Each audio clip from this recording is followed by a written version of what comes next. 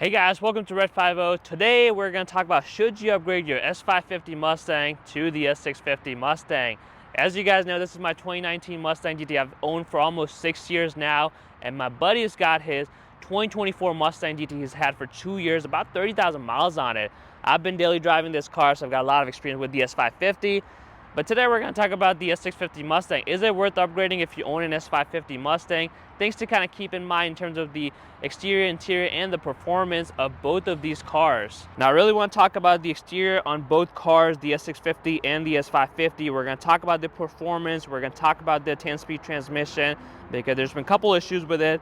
And we are also going to talk about the interior. The exterior is obviously very subjective, so we're not going to spend too much time on it, just give you my initial thoughts. We're going to look at the interior real quick, but the most important thing that matters to the Mustang owner is going to be how the S650 drives, which will really answer the question if you're coming from the S550 Mustang, whether you've got the 2015 to 2017 Gen 2 Coyote or the Gen 3 Coyote with the refresh model like I have, if it's worth taking this car, upgrading to the S650, what benefits do you get? What are some of the drawbacks in this car? We know the price is the big thing with the S650 Mustang, so we're not gonna dive too much into it. It is expensive, but it is what it is. If you want a new Mustang, if you want a V8 muscle car, this is your only option if you want to buy brand new.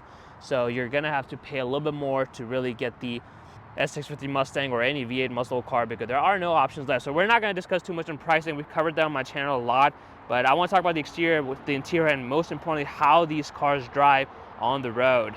So let's start off with the exterior. So this is what the exterior looks like on the S550. Both cars are lowered. So before I saw this car, this was not lower, so it wasn't a fair comparison. Mine looked better in terms of stance, but now he's lowered as well, so you kind of really see the contrasting difference.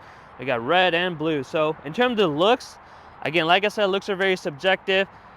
I like the headlights on the S550. It looks a lot more aggressive and meaner versus the S650. Although I am starting to appreciate this blocky look of the S650 front end, which just looks a lot more menacing than the droopy eyes of the S550. So front end, I think it can be a tie depending on what you prefer. They're both very aggressive looking front ends. The 2015 to 2017 is where it was kind of weak, but these two, they look really good. Side profile is where you're really not going to notice much difference. This is my S550, and you can kind of see the side profile with the sloping roofline, all of that stuff is pretty much the same on the S650. It does not feel like a different car, which was my initial concern with this car. You can see the sloping roofline right here, and from the side it does not feel much different.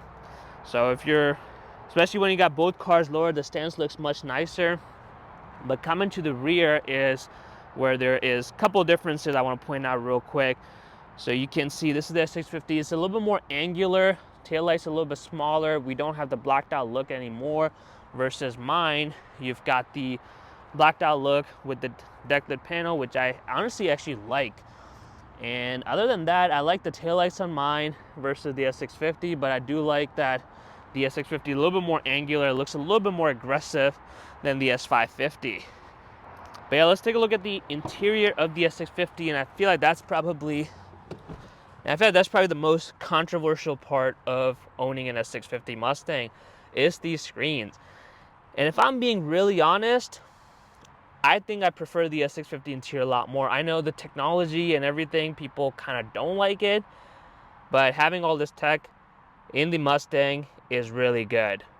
Mine had the digital dash, so it feels a little bit better compared to if you just had your old analog gauges. But having this one, just, you know, having all the screens, customization options, just is a lot nicer on the S650 Mustang. This is a base Mustang, so this is the first time you're getting all this technology in a base Mustang, and that to me is a huge plus. Especially if you're coming from, even if you're 2018 and up Mustangs with the Gen 3 Coyote. But if you have the analog gauges, this alone would be a huge upgrade. I think the interior, they've really made it really nicer. The materials are good, but I think it's just flat bottom steering wheel. Having these screens is a really nice touch. Of course, if you get premium trim, then you get leather seats, leather inserts, and all that stuff, which I have.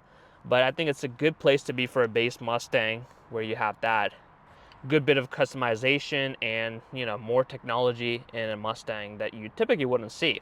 Well, let's take this car on the road to talk about how it drives, because this one has the Gen 4 Coyote motor versus the S550 got the Gen 3 Coyote motor. So this one's got the 486 with the active exhaust. Mine's got 460 horsepower stock.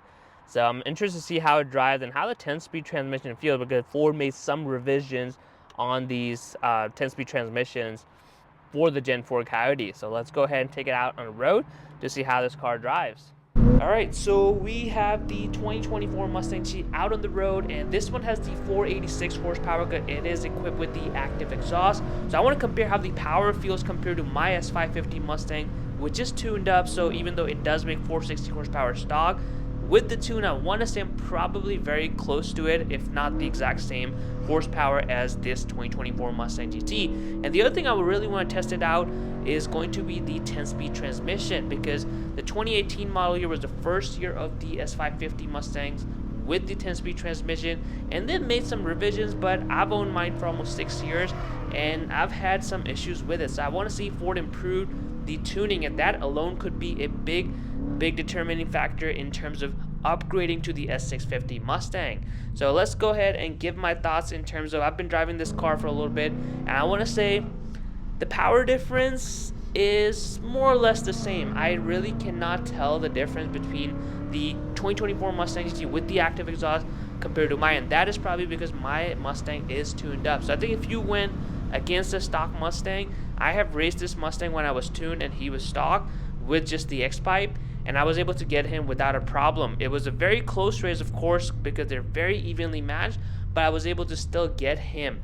Now, if I was running the stock tune, I would probably say the S650 Mustang or the 2024 and up Mustang GTs should be able to take an S550 Mustang. But again, like I said, just one tune and you're probably making up the difference between these two cars. So if power is your only thing, you have to keep in mind you cannot tune this car at all, the 2024 and up. So if you start with the S550 platform, you have some more potential to tune up the car and get a little bit more responsiveness and more power out of it. Now, I will say that the 10-speed transmission on this 2024 Mustang GT is a lot smoother than what I have on my 2019 Mustang GT. Despite having done like a couple software revisions, software updates, I find this 2024 Mustang GT to be a lot more smoother, and there's less gear hunting, there's less jerky shift and all of that stuff going on. So I think if you are looking for a 2024 Mustang GT or very close to like a late model S550 Mustang GT, I would say probably go for the 2024 up and Mustang, because the 10-speed tuning is a lot better on this. I don't know what Ford did with this, but you can clearly tell the difference, and that alone to me is worth it. Other than that, they're pretty much the same car. Of course, the downside, you cannot tune the Mustang, so if you wanted to have, big power goals, you just won't be able to do that with the 2024 Mustang GT.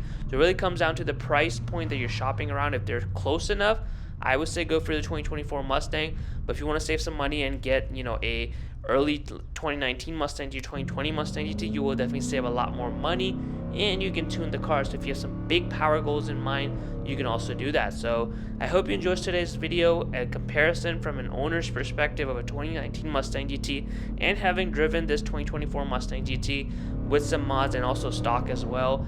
This is what I personally think. I personally am still waiting for Ford to do some refresh on the 2024 Mustang GT or the S650 Mustang GT, because right now the way it sits and all the mods I've done on mine, for me it personally does not make much sense. But if you are actually looking for a Mustang, I would say if you're looking for a 2022 or 2023 Mustang GT, you're probably better off getting a 24 Mustang GT, only because of the 10-speed transmission tuning, and that alone is worth it in my opinion. I hope you guys enjoyed today's video in terms of if it's worth upgrading your S550 Mustang GT to the S650 Mustang GT, and if you did, make sure you smash that like button and comment below which Mustang would you pick, and of course subscribe to Red 50 for more videos.